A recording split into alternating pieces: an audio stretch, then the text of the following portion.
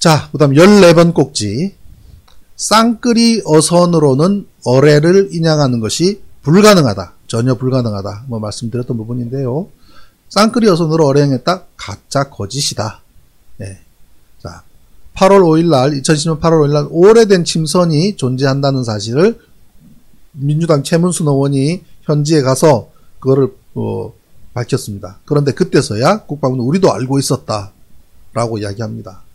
이게 존재는 이러한 침선이 존재하는 해역에서는 쌍끌이 어선 작업 힘들다라는 것인데요. 직접적으로는 뭐 그래도 했다 그러면 그래요 했다고 칩시다.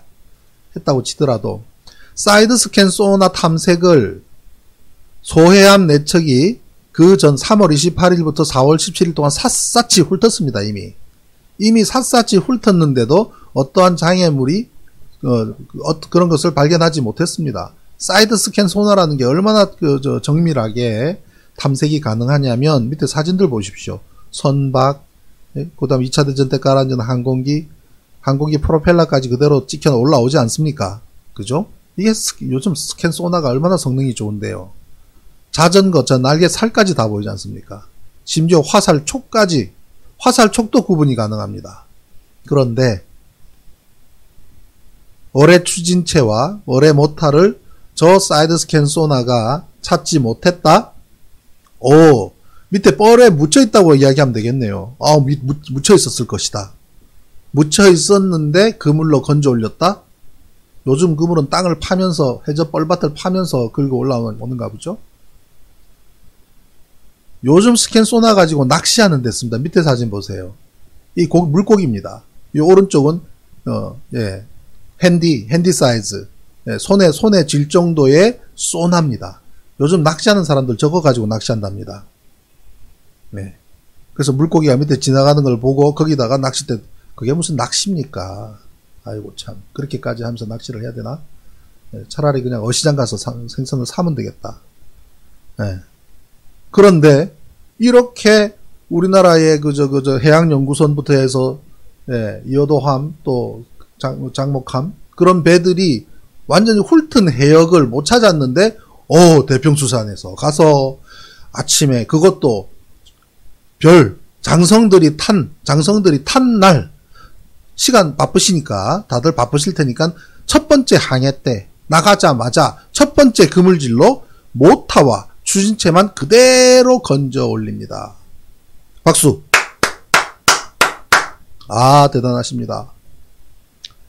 그래서 박정희 합조단장은 그랬죠. 천운이다. 천운.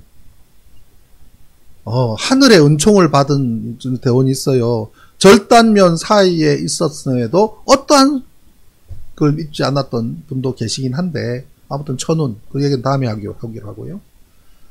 네. 세월호 때 음파 탐지기로 6m 길이의 쇠파이프들 쭉 산재한 것 보십시오. 한국해양과학기술원의 세월호 침몰사고 부분 해역에서 1일 촬영 4일 공개한 해역 해저면 영상도입니다. 저 6m짜리 파이프 폭을 보세요. 파이프들 폭이 기껏해야 뭐 10cm가 되겠어. 20cm. 기껏해야 한 5cm 정도? 그죠? 그런 파이프들도 선명하게 보이지 않습니까? 근데 어뢰 추진체와 모타를 소나가 못 찾았다고요? 소나로 찾을 수 없으니 쌍끌이 어선 가지고 찾았다는 거 아니겠습니까? 네. 8월 5일날 최문순 의원, 이종인 대표가 현장을 백령도까지 가서 대단한 분 아닙니까? 저 뒤에 보십시오. 저기 호주머니에 손 놓고 이제 밀짚 모자 쓰고 있는 분이 최문순 의원입니다. 지금 강원도지사님이죠. 아마 대선 준비를 하시는 모양인데 모르겠습니다. 이종인 알파 잠수 대표 앞에서 지금 잠수복 입고 지금 산소통 지금 테스트하고 있죠. 2010년 8월 5일날 한여름에 현장 조사하러 가서 미상침선을 발견합니다. 그랬더니 그때서야 국방부가 우리도 알고 있었다라고 실토를 합니다. 그런 미상침선이 있고 하면 쌍끌이 어선 운영이 안 된다니까요. 그러니까 천안함 사건과 무관하여 공개하지 않았다라고 이야기합니다. 길이가 100m, 200m 되는 그물을 배 두 척이 100m, 200m 거리를 두고 쭉 돌면서 해야 되는 곳에 미상침선이 있었으면 왜 천안함 사건과 무관합니까?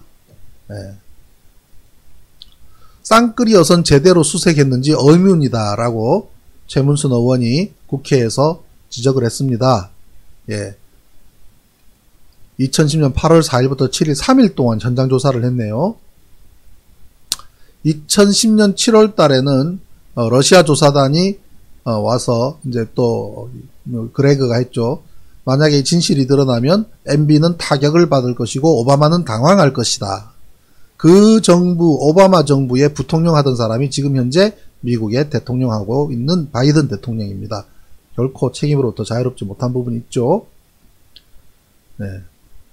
러시아는 조사 방해를 받았고 러시아는 중국에 조사하지 말 것을 조언을 했다라는 말도 있고요. 자, 그러자 2010년 9월 9일 날부터 9월 11일 2박 3일 동안 MB가 불이 나게 러시아로 방문을 했죠. 예, 메드베토프 대통령과 정상회담도 하고 9일 날 갔다가 11일 날 돌아옵니다. 예, 서울공항으로 돌아옵니다. 예, 저때 왜 바로 달려갔습니까? 러시아에 있는 보도로 사고 직전에 SOS 친 거를 우리는 알고 있다고 얘기했죠. 그리고 그 다음에는 핸드폰으로도 SOS 친 거를 알고 있다라고 이야기했죠. 사고 났다고 하는 그 시간 전에 소위 말해서 빵 터졌다고 하는 그 시간 이전에 SOS를 친 거를 러시아가 감청했다는 거 아닙니까? 그랬더니 이명박이 그냥 러시아로 달려갔습니다. 그거 보면 참 이 사건을 가지고 우리 주변국들 강대국들이 어떻게 활용을 했는지 세월이 지나면 더 나타나겠습니다만은 최문순 의원이 그때 그 얘기를 합니다. MB가 러시아 방문을 해서 천안함에 대해서 정치적 타협을 한 의혹이 있다. 제가 이야기하면 음모론이 되지만 국회의원이 그 얘기를 한 것은 뭐라고 못하겠죠. 예. 그래서 2010년 9월 9일 날 오전에 평화방송 열린세상 오늘 이서구입니다. 출연을 해서 최문순 의원이 그 얘기를 했습니다. 이명박 대통령이 갑자기 러시아를 방문한 것은 천안함에 관한 정치적 타협의 의혹이 있다라고 얘기했습니다. 자, 그러면서 최문순 의원이 쌍끌이 여선이 제대로 수색했는지 의문이다 그랬고요. 이종인 알파잠수 대표는 정부가 얼마나 국민을 속이고 우습게 보는지 알 수 있다라고 얘기를 했습니다. 2,000톤급 선박이 백령도에서 침몰한 배가 발견이 됐는데 처음부터 알고 있었으면서도 그 사실을 감췄죠.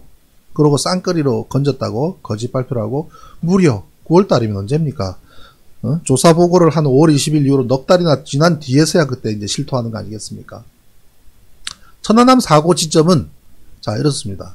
자 침선이 가라앉아 있는 곳 옆에 천안함 한미가 이렇게 있기 때문에 이 침선이 있는 상태에서 쌍끌이 어선으로 다니면서 작업하기가 어렵다는 거죠. 그러면 침선을 피해가면서 작업을 해야 되는데 그게 가능하냐? 좋다. 아마 가능하다고 치고 침선은 지금부터 잊어버립시다. 자, 침선을 잊어버려도 자, 사건 발생 위치 잘 보십시오. 저 위에 보면 37도 55분 45초 노스 124도 36분 02초 이스트 그죠? 북이 경도 다 나왔죠. 요 좌표 굉장히 중요합니다. 요 좌표가 천안함 사건 발생 위치 자 합동조사 결과 보고서 대한민국 국방부에서 발간한 합동조사 결과 보고서 그림 2장 3-7에 사건 해역 해저지역 및 수심 나와 있는 곳에 천안함 사건 발생 위치 백령도 서남방 정확하게 나와 있죠. 저 좌표가 계속 몇 번 반복이 되는데요. 어떻게 반복되는가 한번 보시란 얘기입니다. 자, 침선과 한미 간의 거리는 290m. 저 이거에 290m를 피해서 쌍끌이 작업을 했다고 뭐 얘기를 하니 뭐 그렇다고 칩시다. 그렇다고 치더라도 그곳에 무엇이 있었는가? 자, 미상의 침선이 있는 곳이고 사고가 발생한 지점이 있고 그다음에 한미가 침몰한 지점이 있습니다. 사고 발생 지점과 한미가 침몰한 지점은 다르죠. 왜?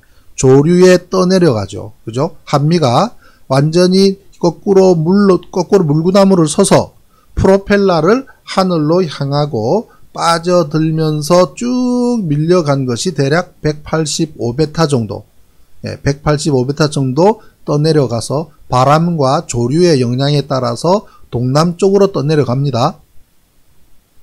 사고 발생 지점을 아니까 TOD 영상도 있지 않습니까? 그죠? TOD 영상도 다 있기 때문에 사고 발생 지점을 국방부는 압니다. 조류의 흐름도 알고 바람도 알고 그러면 대략 100m 내지 200m 정도 그 방향으로 떠내려갔을다라는 것은 바보 아니면 다 알잖아요. 그런데 이틀 동안 못 찾았다고 막 난리 쳤죠. 이틀 동안. 계속 수색 중이다 그러고 어선을 보내서 해놓고 장세강 선장 보내서 찾게 만들고 그것도 좌표를 미리 다 보내줬다 그러죠. 이틀 동안 딴 데 가서 작업하기 바쁘기 때문에 저쪽을 가지도 않았으면서 계속 작업을 한 것처럼 속였죠. 자, 그러면 침선이 있던 지점과 사고 발생 지점, 한미 침몰 지점이 이렇게 쭉 나란히 있습니다. 자, 사고 발생 지점은 좌표까지 나왔죠. 그러면 그 지점 해역에 여러 가지 접촉물이 있다고 보고서에 이렇게 적혀 있습니다. 이 내용들을 보면 그 주변에 산재해 있는 그러니까 자, 사고 발생 해역에 가스터빈실이 뚝 떨어져 있는 것은 논리적으로 맞죠. 왜? 뻥 터지면서 배가 반파가 되는 순간 가스터빈실은 그 자리에 그대로 침몰하기 때문에 사고 발생 지점 이퀄 가스터빈실이 발견된 지점 같습니다. 사고 발생 지점과 가스터빈실이 발견돼요. 그러면 올해는 어디로 갈까요? 올해도 그 동네에 있겠죠. 이게 핵심입니다. 사고 발생한 지점 이꼴 올해가 발견된 지점 이꼴 가스터빈실이 발견된 지점. 근데 문제가 뭘까요? 대형 구조물인 가스터빈실을 인양하고 난 뒤에 어뢰를 건졌다면 그럴 수 있겠구나 합니다. 그러나 어뢰를 건진 날은 5월 15일, 가스터빈실을 인양한 날은 5월 19일, 5월 19일 바로 다음 날인 5월 20일은 국민들 앞에 지들이 무슨 개선 장군처럼 쭉 앉아가지고 국민들한테 발표한 5월 20일 하루 전날 가스터빈실 인양을 했다는 얘기입니다. 대형 구조물이 있는 곳에 5일 전에, 4일 전에 어뢰를 건지는 것이 과연 타당해? 이 쌍끌이 어선으로? 그런 얘기가 나올까봐 가스터빈실을 건졌다는 것을 공식 발표도 못하고 어느 구석에 뉴스 하나 난 것 외에는 가스터빈실의 존재를 국민들은 다 아무것도 모르고 있었습니다. 5월 20일로 예정된 최종 발표를 중단하고 미루고 이 중가운데서 선체 한가운데서 떨어져 나간 구조물이 인양됐으니 이걸 조사를 하고 발표하겠다고 해야 되는 것이 맞는 일이죠. 근데 그렇게 안 했습니다. 왜? 그 4일 전에 건진 조그마한 어뢰들 건졌다는 걸 어떻게 설명할 건데? 그럼 이거 어떻게 알게 되느냐? 그 사람들이 얘기하니 그때 아는 겁니다. 저도 한참 시간이 지난 뒤에 6월 달이 지나서야 가스터빈실을 인양했다고 한 거를 보니 와, 저 큰 구조물이 있었네? 그럼 저 큰 구조물은 어디에 있었던 거야? 그랬더니 사고 지점하고 좌표가 똑같네? 그럼 올해도 똑같네? 야, 이게 말이 돼? 이렇게 된 겁니다. 그래서 제가 난리를 친 거죠. 뭔 소리 하고 있는 거야? 길이가 11.7m, 폭이 8점 몇몇 하고요. 높이가 4, 5m 되는 가스터빈실이 있었는데 거기를 어선 두 척이 이렇게 돌면서 어뢰 분리되어 있는 어뢰 추진체와 모터를 한꺼번에 한 방에 건져 올렸다? 요건요, 대평수산 사장과 대평수산 선장도 고발당해야 될 사안입니다. 대평수산 사장님이 굉장히 합리적인 분인데 점잖은 분이라 그래요. 전 직접 만나보지 않았지만 그 만나본 사람이 전언하기를, 제가 그쪽에다가 명함을 한 장 줬습니다. 줘서 언제든지 진실을 말하면 나중에 진실이 드러나고 난 뒤에 내가 이분은 일찌감치 진실을 말한 분이다 라고 이야기할 테니 연락을 달라고 아주 오래전부터 내가 명함을 건네줬는데 연락이 없었습니다. 그러면은 공범으로서 처벌을 받아야 되겠죠. 언론 인터뷰까지 하고요. 자, 그 내용들이 지금 이 내용입니다. 자, 해저지역에 이러저런 해척물이 있다고 적지 않네요. 미상침선도 있었고 안반도 있었고 콘크리트 구조물도 있고 안반도 있고 쭉 있네요.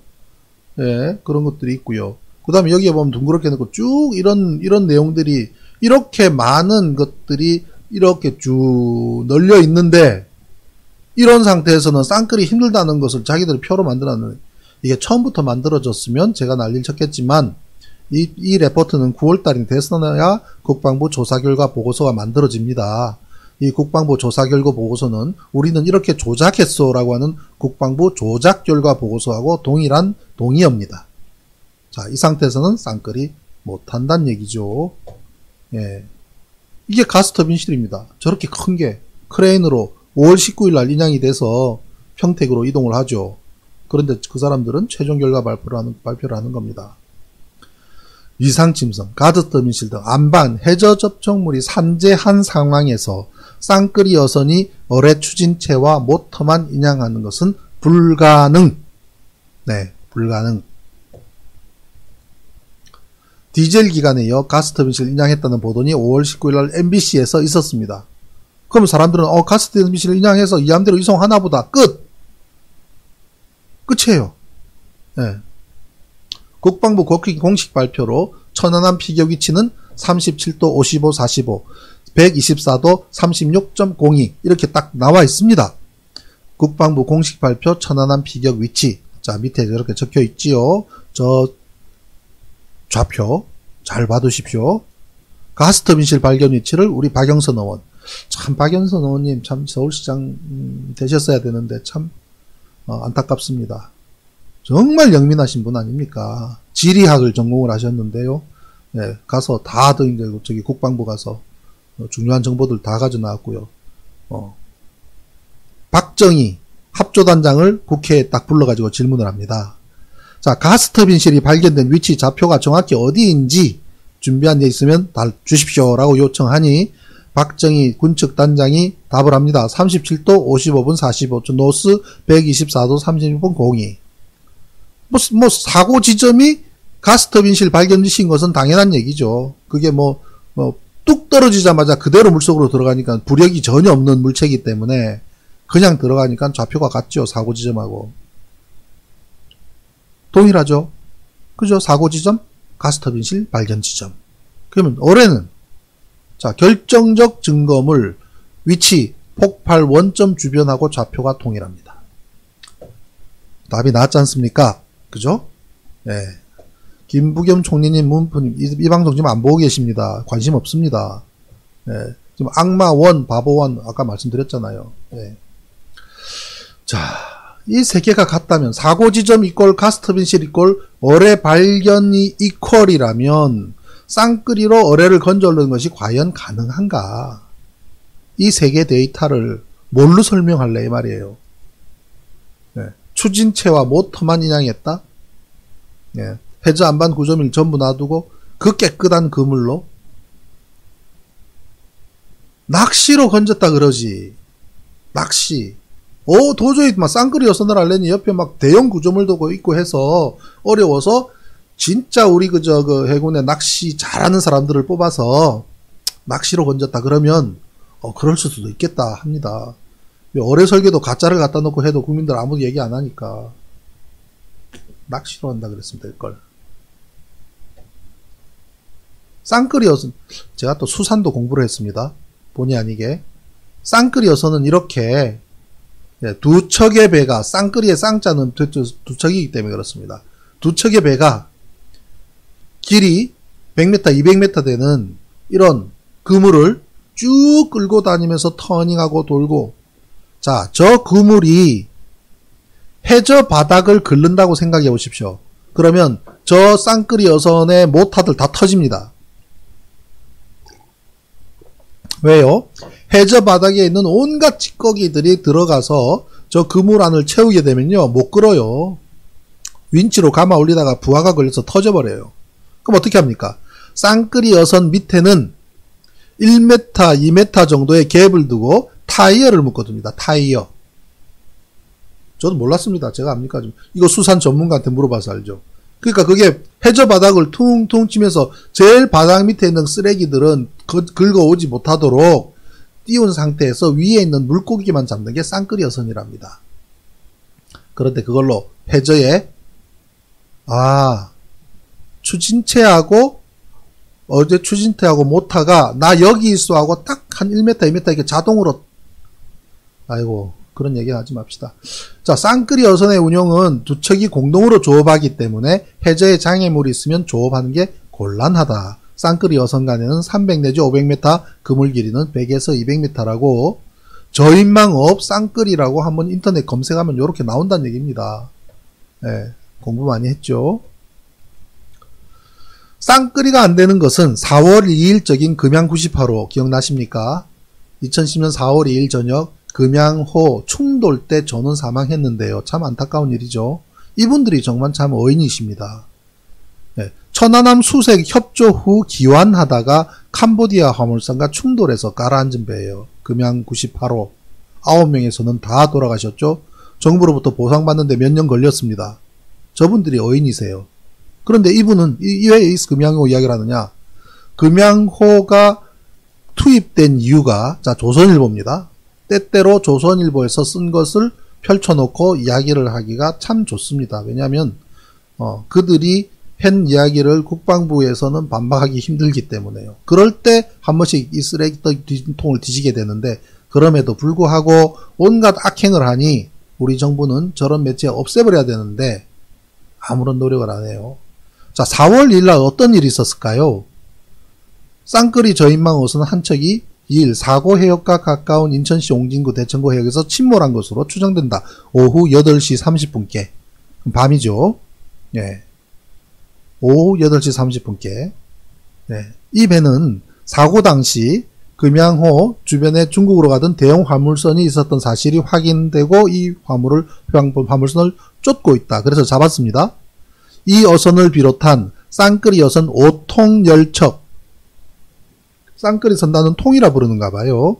한 통, 1통 하면은 두 척이 한 통이 돼서 열척이 투입이 돼서 오후 2시 20분부터 백령도 사고 해역에서 2시간에 걸쳐 수색 작업을 벌였지만 그물이 파손되는 등 문제가 발생해 작업을 중단하고 회항하는 길이었다. 해당 지역에서 쌍끌이를 작업하면 그물이 찢어지기 때문에 철수해야 된다는 것을 2010년 4월 2일 날 금양 98호가 직접 경험하고 보여주고 그리고 돌아가다가 충돌해서 전원 사망을 합니다. 이때는 천안함이 침몰한 것보다도 수심이 2배인데 우리 군은 30분 만에 찾습니다. 금양호. 그게 바다예요. 그게 30분 만에 찾습니다. 근데 천안함은 길이가 38m인 한미, 길이가 47m인 함수. 우리 주변에 보는 12층짜리, 15층짜리 건물이라니까요. 가로 세로. 제가 얼마 전에 어떤 분 만나서 얘기하는데 자, 함수와 한미 크기가 어느 정도인지 압니까? 저 앞에 보이는 저 12층짜리 건물. 저게 한미입니다. 가로 10m, 세로 10m, 높이 12층짜리 건물. 그게 한미에 47m 수심에 저게 들어 누워 있었습니다. 근데 이틀 동안 못 찾아요? 함수 47m, 15층짜리 건물입니다. 쌍끌이 어선은 훨씬 그보다 작죠? 그런데 30분 만에 찾았습니다. 천안함은 이틀 동안 못 찾았죠? 아무튼 금양호가 쌍끌이는 그 해역에선 작업을 못한다는 것을 입증해 줬습니다. 그런데 5월 15일 날 장성을 태운 날 첫 항에 첫 그물질로 추진체와 모터를 한 방에 건져 올리는 그게 대한민국 국방부입니다. 국방부의 거짓말이 통했던 이유는 미상의 침선 3월 28일 미상의 침선이 확인했지만 비밀로 붙여뒀고 5월 19일 날 가스터빈실 인양했지만 비공개를 하면 그 보도는 있었지만 가스터빈실 자체 인양했다는 사실을 공개하지 않고 가스터빈실을 공개하지 않았음으로 인해서 몰라요 국민들이. 그리고 5월 15일 올해 추진체를 인양했다고 발표하고 5월 20일 날 최종 발표를 해버리니 몰라요. 그러다가 6월 29일 날 가스터빈을 공개를 해서 저게 뭐야 저렇게 큰 게 있었어? 8월 5일 날 미상의 침선까지 나오면서 야 이러면은 쌍끌이 안 되는 거 아니야? 들여다보고 9월 달에 최종 결과 보고서가 나오는 최종 조작 보고서가 나오면서 크로스 체크한 결과 해당 지역에서 쌍끌이 어선으로 어뢰를 건지는 것은 불가능함 하고 제가 결론을 내린 것이죠. 그래서 재판부에 자료를 제출하고 브리핑도 하고 그랬던 겁니다. 오늘도 한 꼭지밖에 못했네요. 어선, 쌍끌이 어선으로 의뢰를 인양하는 것은 가능하지 않다. 이 얘기만 하는 것으로 오늘 또 하루 방송이 갔습니다. 그래서 내일 아침에 다시 심상님 민주당에서 브리핑 한번 하시죠. 민주당의 11년 동안 여러 가지 루트를 통해서 제가 브리핑을 하게 해달라고 공문을 보내고 요청하고 중진의원들 만나서 계속 얘기를 했습니다. 그런데 전혀 들어주지 않았고요. 재작년에는 민주당 중진의원 전원에게 공문, 그 다음에 지금 브리핑한 내용들의 상당 부분을 텍스트로 해서 무려 10몇 장 정도 되는 공문으로 만들어서 모든 의원실로 다 보냈습니다. 작년에 초선 의원들이 당선됐을 때는 초선 의원들한테 그러한 내용들을 정리해서 보내면서 앞 페이지에다가는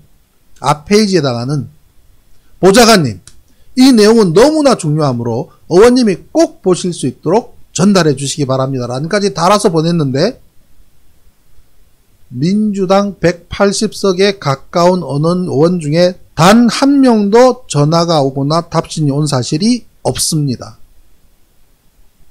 그래서 제가 지난번에 국방의원들한테 내용 증명을 보내고 아무런 회신도 답변도 아무것도 없기 때문에 10명을 전월 공수처에 고발을 한 겁니다. 개별적으로는 초선 의원 포함해서 여러 의원들한테 의원실에 가서 브리핑을 했습니다. 결과가 뭔지 아십니까? 진지하게는 듣고 또 어떤 분들은 다 수긍을 하지만 항상 보면은 참모 중에 핵심 참모 혹은 보좌관 중에 누군가가 같이 동석을 합니다. 동석을 하고 이렇게 분위기를 보면 표정이 나와 있습니다. 의원님 이거 자꾸 들어가면요 종북으로 몰리고요. 그리고 굉장히 골치 아파집니다. 그러니 이 문제 그냥 오늘 브리핑 듣기만 하시고 그냥 이거는 접어두셔야 됩니다. 라는 게 얼굴에 다 쓰여 있습니다. 그리고 솔직하게 그 얘기 하는 분도 계세요. 아 이거는 참 남북 간의 문제가 있고 미국도 걸려있는 문제라서 이거 좀 어렵지 않겠습니까? 이 말을 해요. 국회의원이나 보좌관이. 솔직한 거예요.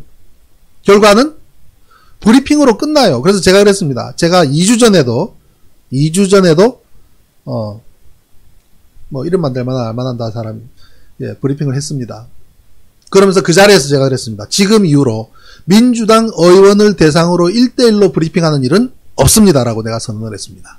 시간 낭비예요. 제 영혼이 다칠 것 같아요. 그래서 시간 낭비입니다. 그래서 공적으로 하나하나 대응해 나가려고 하는 겁니다. 쫄아요. 무서워해요. 벌벌벌벌 떨어요. 전전긍긍해요.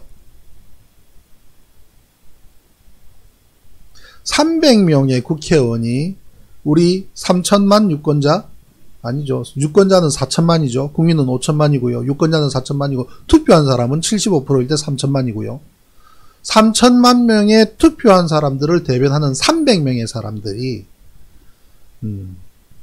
그렇게 비겁하고 그렇게 그런 사람들이 저기 국회에 있습니다. 그래서 저한테 국회의원 하라는 얘기 하지 마십시오. 전 저 사람들하고 함께 일하고 싶은 생각이 추호도 없습니다. 왜 제가 또 지금까지 고생한 것도 모자라서 거기 가서 그 사람들하고 또 고생하라고요? 천만에. 바깥에서 더 재미있고 더 보람된 일을 할 겁니다. 이것도 지금 하고 있는 일도 그래요. 그 사람들보다 제가 훨씬 낫다고 생각을 합니다. 다들 훌륭했던 사람일 수도 있어요. 모르죠. 제가 거기 들어가면 똑같은 그 나물의 그 밥처럼 될지도 모르겠습니다. 그 환경이 그럴지도 몰라요. 앞에는 그냥 줄줄이 해야 될 일은 많고 얼굴 내밀 때도 많고 그러다 보니 또 재선하려고 그러면 돈도 필요하고 뭐 조직도 필요하니 거기까지. 자, 오늘은 여기까지 말씀을 드리고요. 내일 금요일 아침에 경쾌한 시그널 음악과 함께 또 찾아뵙겠습니다.